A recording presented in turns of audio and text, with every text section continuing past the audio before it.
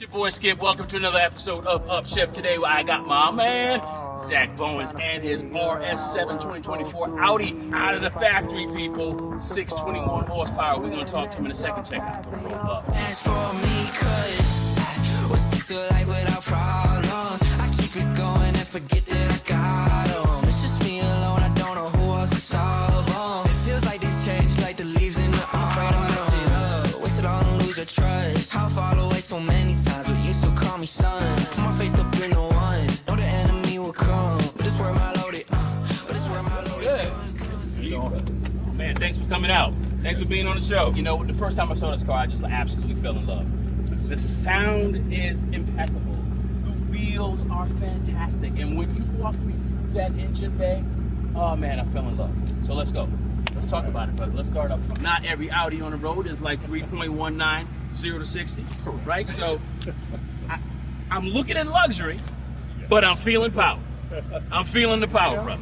The best daily driver you could have. Hey, family, Navy guy. Little reunion going on right here. Let me tell you something. When I first saw this paint job, I was like, it's blasphemous.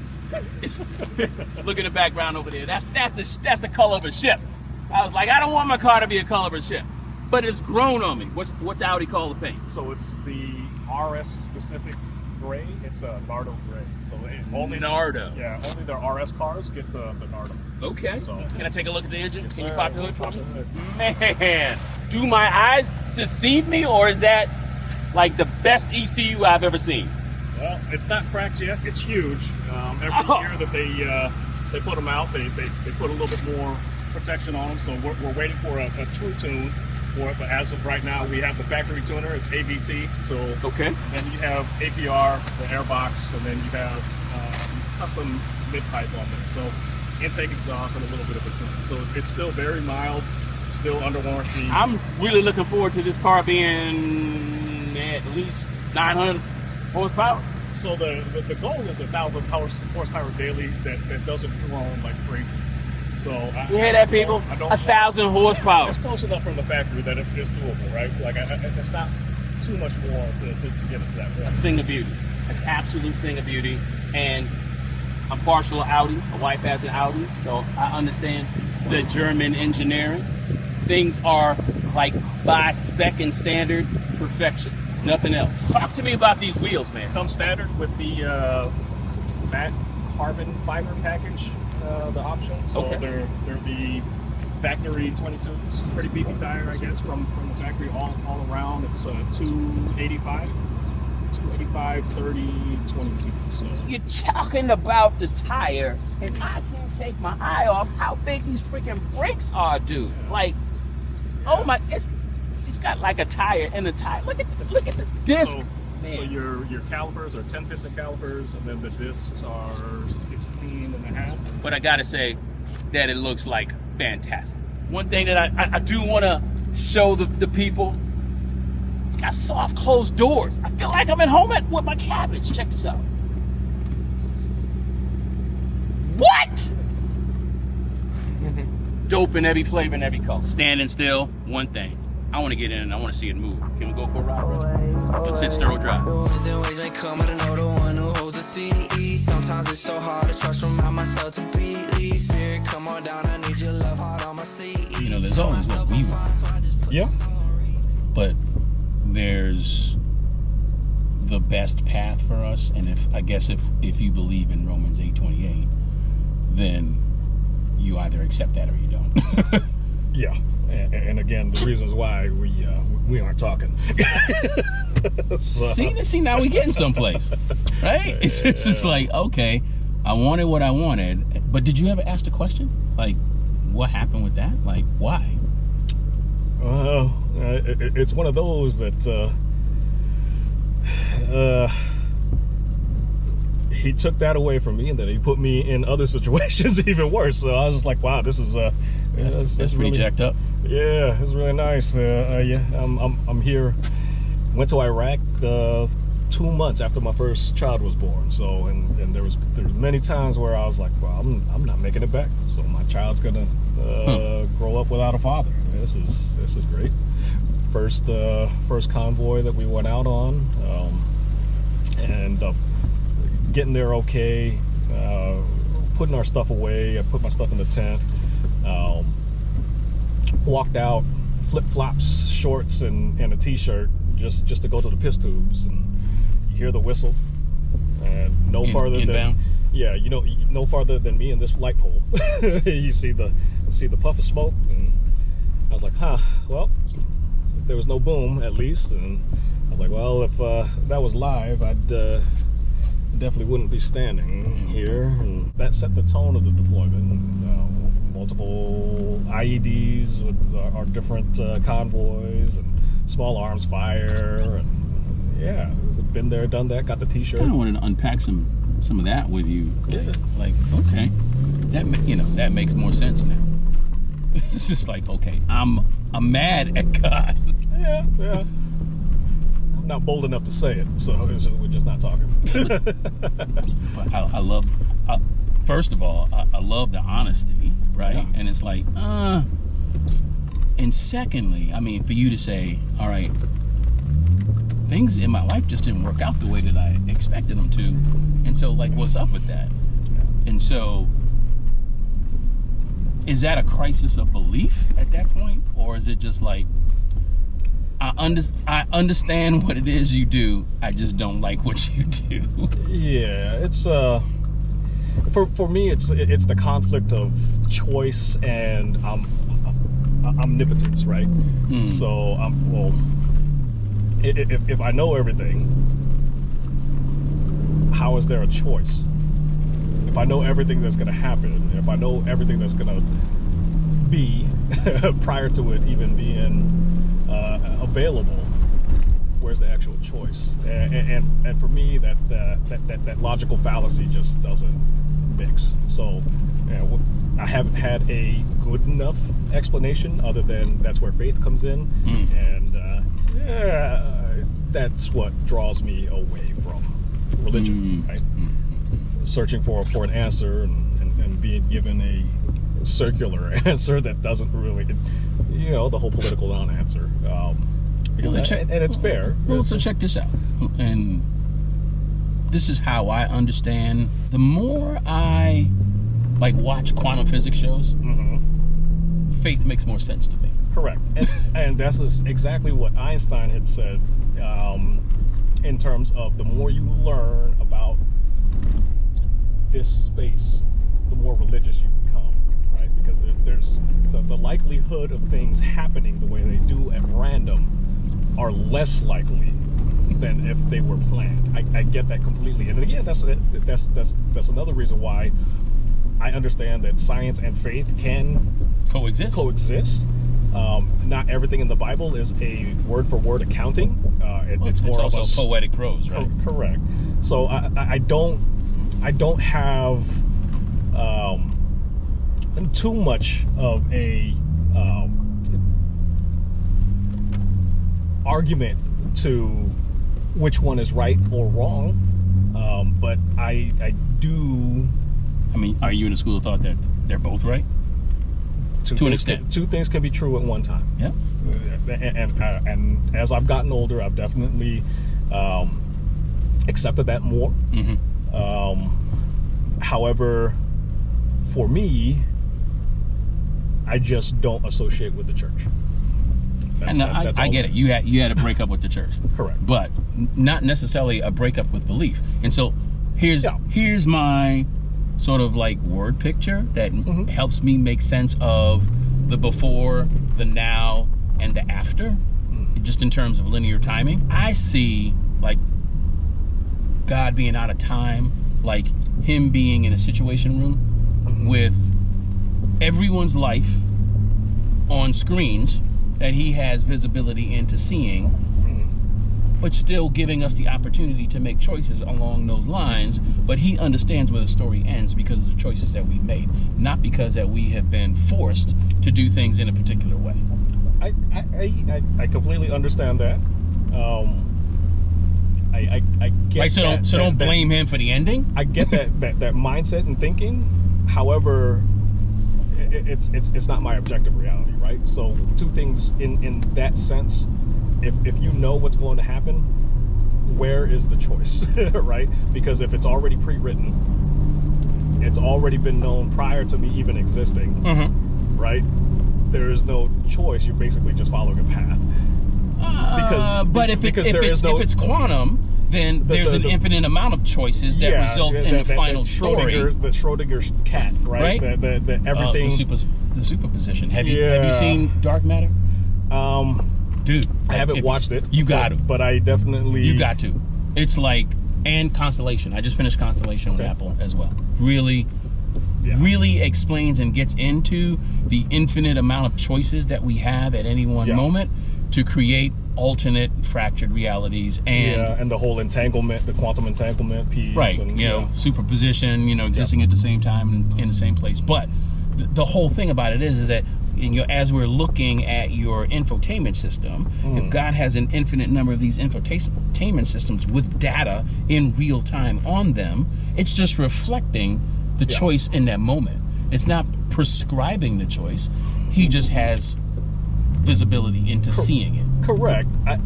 You're making the point of the position is viewing, right? You're coming from a position of I'm observing, right? You're observing. You understand that there's multiple different things, but you already know what's going to happen from an observationist standpoint. I'm going from a individual in that position. No matter what I do, I can't go other than what is already known. Right, so it's one of those. I'm here on a 2D plane. It's either forward or back, right? And you already know how far forward I'm going to go versus how far back I'm going to go. Well, you can't hold him. You can't hold him accountable for the choices that you make.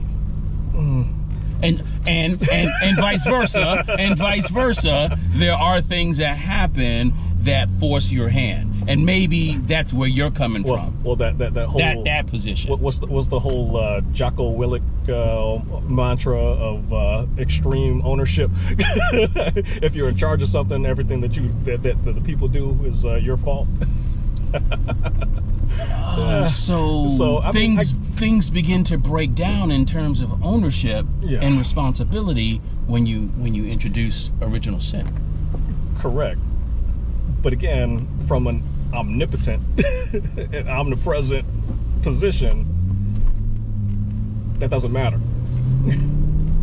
Yeah, but okay, like you're talking about factors that aren't actually factorable for somebody who has that power to change it.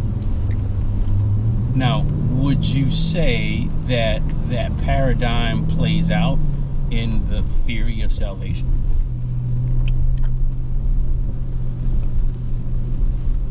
It's one that I struggle with in terms of not everybody deserves salvation. When you're talking about like that whole salvation and his whole mindset of everybody is worthy of it if you do this, and this, right?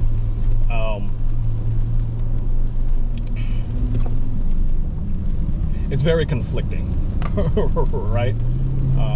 Because when he says that all sin is equal, I think my sin is a little bit less bad. There is a bit of a moral dilemma that I struggle with, and I could see where that would cause one to struggle.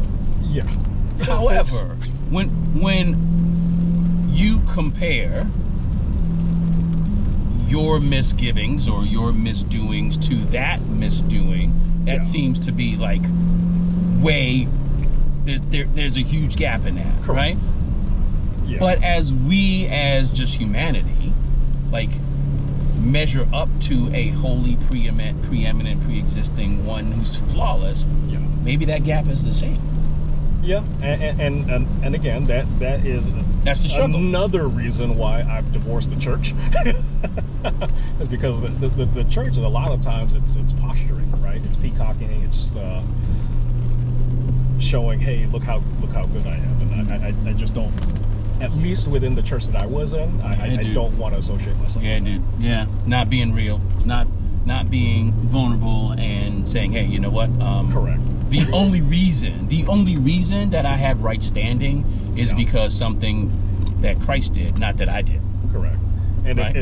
it's funny because like I definitely said that to my mother once, and I was like, hey, look, no matter what you do, I will get into heaven just as fast as you, in terms of earning it, right? Because none of us earned it. It's by grace, Dude. right? I walk by faith and grace, not through Works. Right? Yeah. I didn't earn this. Neither did you. So if you're going to sit there and judge me and tell me how to live my life, then I'm just not going to communicate with you. True. Like so it's an unfortunate fact that I'm a grown man, and I always will take responsibility for my own actions. But I'm not going to sit here and be controlled or berated or told what to do throughout my adult life. So, and that's my whole honoring you, is by not saying these choice words that I would say to some random person on the street. For sure. Because that's it's to me, I don't enjoy when others try and I think the things that you bring up are topics that aren't spoken about in the church, right? Yes. Because either some people aren't equipped to have those conversations, and quite honestly, that conversation is uncomfortable. Yes. Right? And so what do you say to a person who has a crisis of belief, like, hey, well, things just didn't work out? And so does that mean that God isn't for you? God isn't who he is in his position and deserves worship whether or not we get what it is we want or not? That's a hard conversation to have. I say that's on the backside of the Christian brochure. Like, dude, your life isn't going to be all nice and rosy, but he's still God and God alone. And so at the end of the day, he is and you're not. And so then how do you rack and stack that? That's fair. Like I said, I get that aspect of it. I understand the walk. I understand that there are definitely things that wouldn't make sense if it were random, right?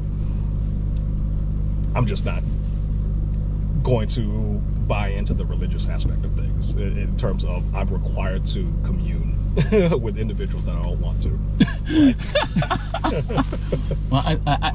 Well, let's just table that, because I think that it really is about your experience within the church, and you bring up some very, very, very good points of why you have divorced fake and phony posturing people that quite honestly give Christ a very bad name.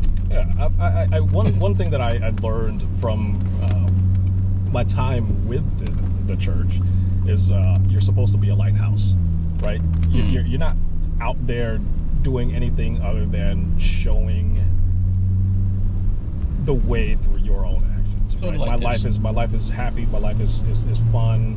I'm there to help people. I'm not doing anything other than being me, right? Yeah, but at the end of the day, that lighthouse is to, I mean, if you take that image of a lighthouse, right? Correct. You're a sailor to an extent. Dirt sailor.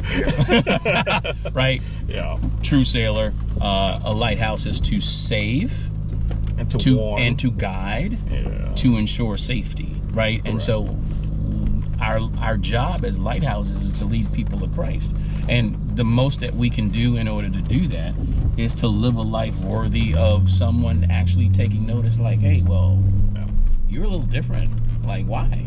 Like, you know what I mean? It's the gospel is not very complicated. I mean, it's built in, and you've read the Bible 3 times more than I have. Not read it cover to cover, Forcibly. right?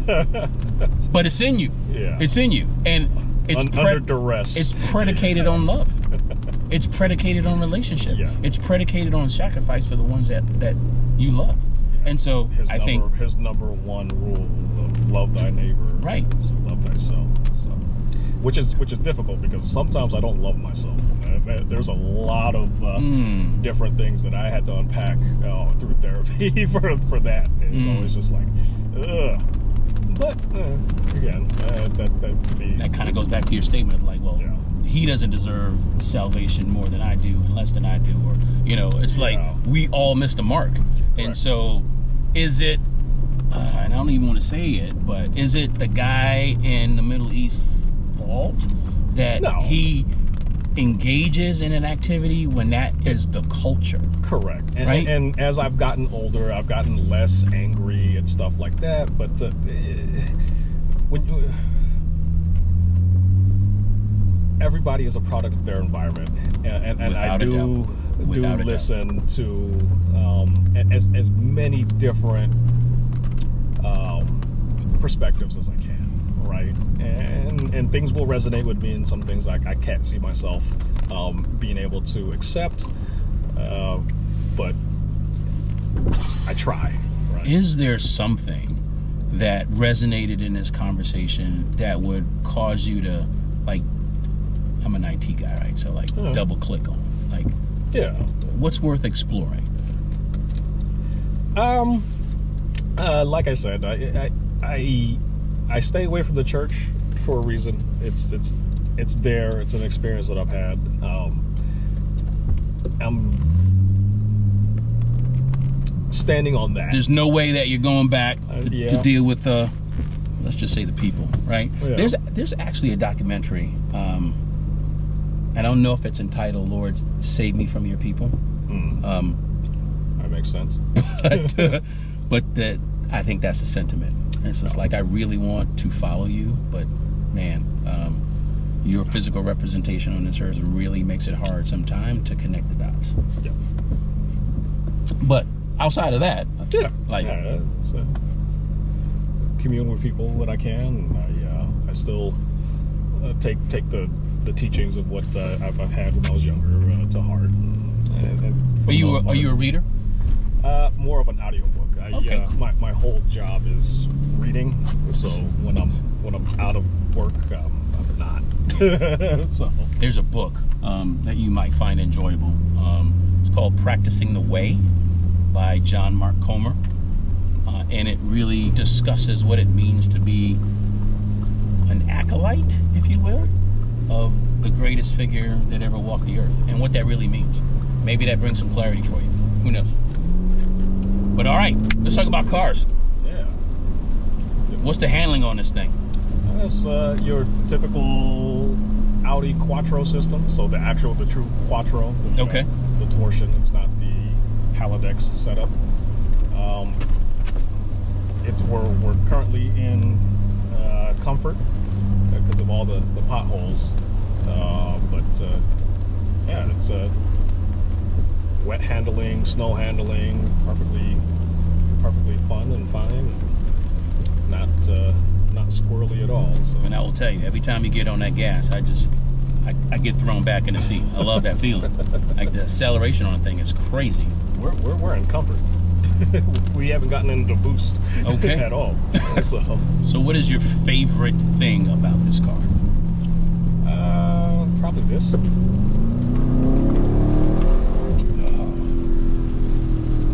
I'm a fan. That is awesome. I mean, you do that in a rear-wheel drive in this type of condition, you're going all over the place. This is just point and stomp. So, which is the best part of it. That's a You get beautiful spoiled thing. with all-wheel drive. You feel a lot better of a driver than you probably are. So, I'll stay in this realm. Okay. Zach is being a little bit transparent. It's like, I'm maybe not the best driver out there, but I am driving the best vehicle. Yeah. In terms of handling and performance. They've done different events where a fast driver in a slow car is always going to be slower than a slow driver in a fast car. So it's yeah, I think that kind of works out like 100% of the time. yeah, run what you run. So Nice. yeah. So that, that 0 to 60 is a little deceiving. Like, the acceleration on this thing is insane. Yeah, for something this big, it shouldn't move this fast. For sure, nearly 5,000 pounds. It just gets up and goes. Oh, and here we are, blasting out again. All right, so I think we've satisfied the acceleration piece of the conversation. I think we've decided that this has like insane acceleration. So we're driving in the rain, 4-wheel drive, but Four-wheel steering. 4-wheel steering. Okay. Yeah. So at the lower register of the speedometer, it'll go opposite of the front wheels to help you turn a little bit tighter. Okay. And then when you're in the higher register, I don't know exactly what speed, but it'll move with the front wheel, so it'll basically crab over to help with that higher speed stability. So. And that's dynamic. You don't control it; it just senses it and does its thing. Yep. Very cool. Yeah, a marvel of German engineering. So. Indeed, yeah. Again, like Audi performance is at the top of the shelf. So, tell me a little bit about you have a dynamic fin as well. Yeah. So you have the little spoiler in the back that will go up and down at speed. Whoa. 62 miles per hour, I think, is where it automatically actuates. What other engineering features are a part of this build? Well, it's nice because you have your whole vehicle monitoring for your RS mode, so you can see all your temperatures throughout, your coolant and your engine oil, your sport diff, your transmission fluids, and your brakes too. That's the biggest thing. For something this big, you want to know if your brakes are hot or not. So, Mr. RS7, what does the Mrs. drive? So the Mrs. actually has a 23 RS5, same exact color. So both Oh my gray, goodness. parked next to each other in the garage. It's pretty cool. So I understand it's to be a 24. Correct. So she was inspired RS first? Or was it a planned rotation? Basically, she took my car. I bought my damn. first RS5. Well, I mean, granted, she is a PhD, so she gets to choose what she wants. she is, for all intents and purposes, the admiral, the general, the secretary. So. Okay. Smart man. Hey, people, listen up. Yeah. Understand who's the boss at the house. Been married once before. Homecom. So, I like being married. I was just married to the wrong one the first time. Like being married, so. and you probably like peace. Yeah. But and again, she likes it, so which is nice. Give her something, basically boutique as well. So she enjoys it. Okay. So she stole your car. Yeah. Oh my gosh. So I was able to convince her to help me get this one. Okay. I had just retired. Fair enough. From the Air Force, and Oh, you know what? I didn't say that earlier. Thank you for your service. and thank you for your support. Thank you for yours as well. Thank you for saying. Your driving mode, the stability of the car, that's your favorite, your sort of functional feature. But what's your favorite electronic feature?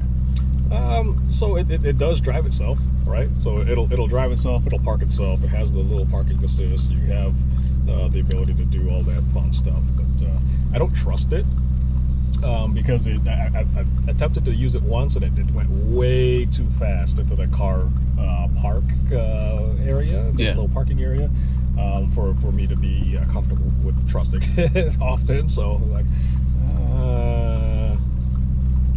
I'll do it myself. So it's autonomous driving as well.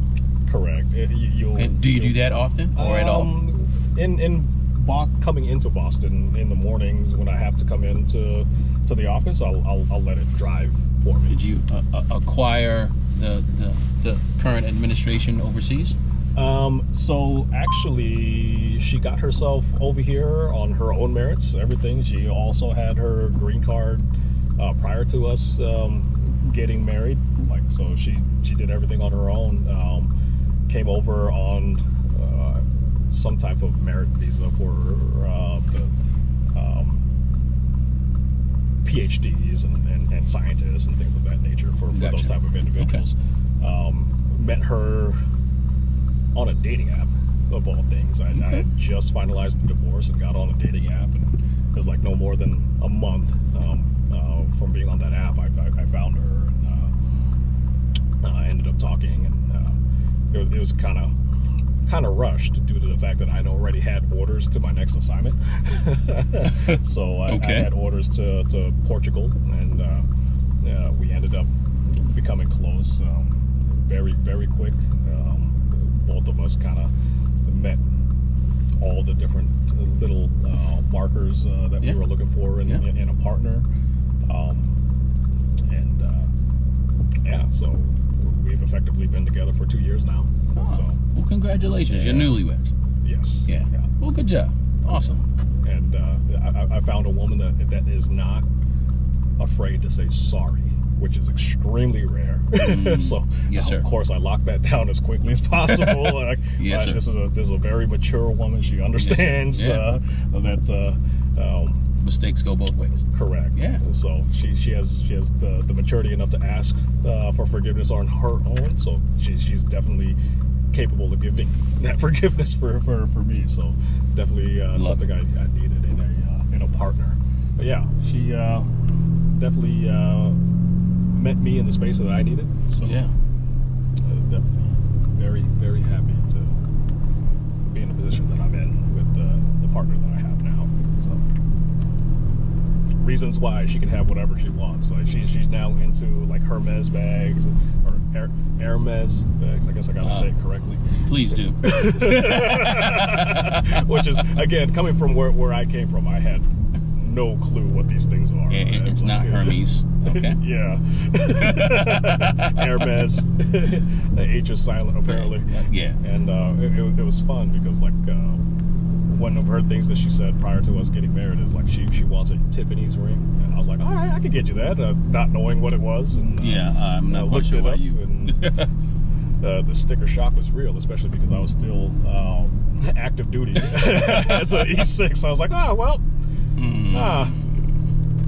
gonna have to figure out a way to do this.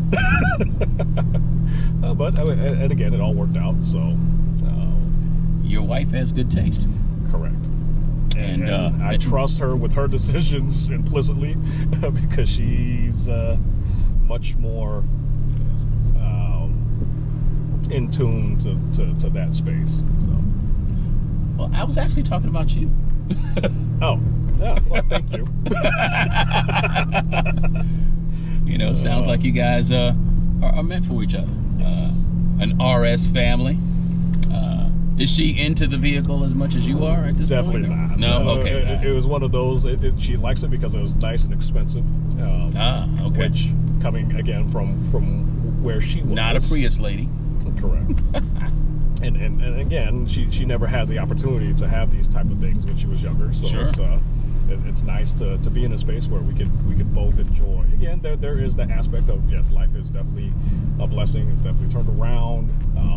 I've definitely had to have my own wake up calls, the whole PTSD and stuff like that. When you start getting into that space, you tell yourself, you're so used to telling yourself like you don't have this, like you're good. You didn't have to worry about this. Eventually, life kind of forces you into it,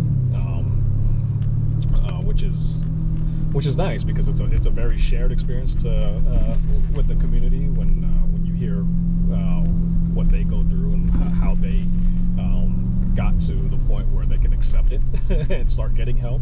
Sure. So, and hopefully I've been able to help my troops through the work that I've put in and be able to help them basically be nicer to themselves overall as well. My wife tells me that awareness is the first step. Yeah. So I'm glad that like you said, you put in work, make it happen for yourself, and then you pay it forward. So, yeah.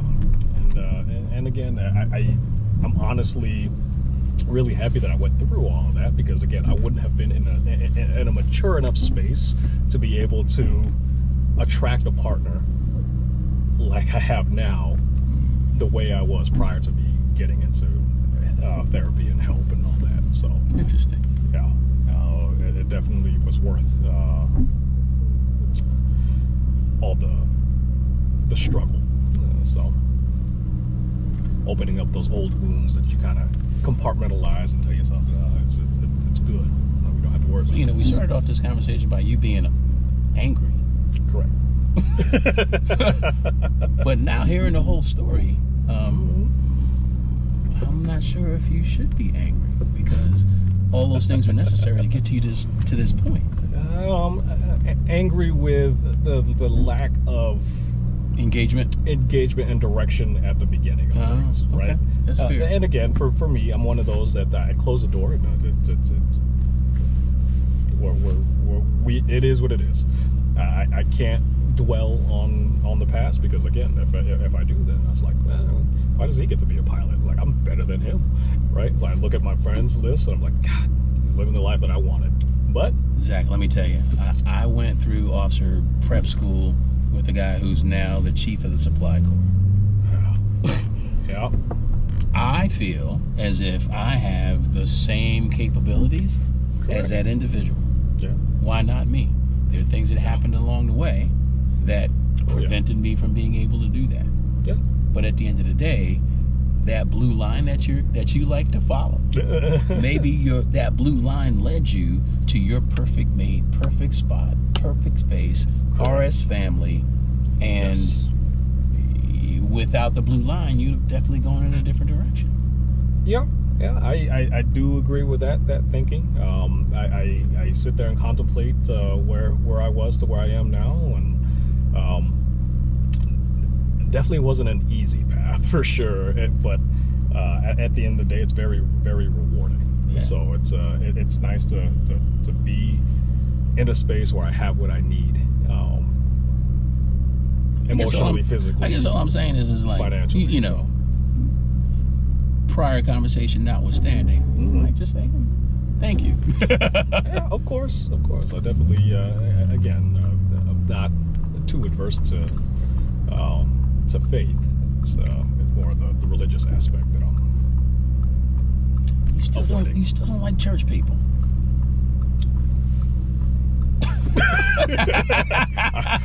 I also don't like people in the government that gatekeep things too. So it's equal opportunity. It's a type. Yeah, it's a type of individual that I just don't do well with. I'm very open. I'm very honest. If I find that there's somebody within my space that will take advantage of that, immediately I cut it out. So, and I respect that for sure. I do provide what I provide in terms of support to those that are around me, and if I feel if I'm getting taken advantage of in that space, I immediately back myself out of that type of situation. So, what are you doing? All right, I feel as if we've done like a full circle. We talked about the car, talked about the family, your life. Again, hey, thanks for your service. You know, I know that you're a vice president at Bank of America now, doing very well for yourself. So appreciate the time, love the ride, love the whip, RS family, you and your wife. Love the conversation about you know, where you are in your faith, and I wish we could like continue this ride on for a while, but I understand that you got other things going on. So thanks for being on the show. Skip, thanks for your time. Thanks for the man. Opportunity. I appreciate it. Yeah, absolutely. We'll Stay see tuned. that build of yours come for to sure. fruition, for sure. So, Maybe we'll do an episode where you ride along with me. yeah. That would be good. I'm always down for a conversation. Yes, sir. So, all right. thank you. Upshift coming at you guys live. Thanks for joining us this time. See you soon. Plans for me, 'cause what's still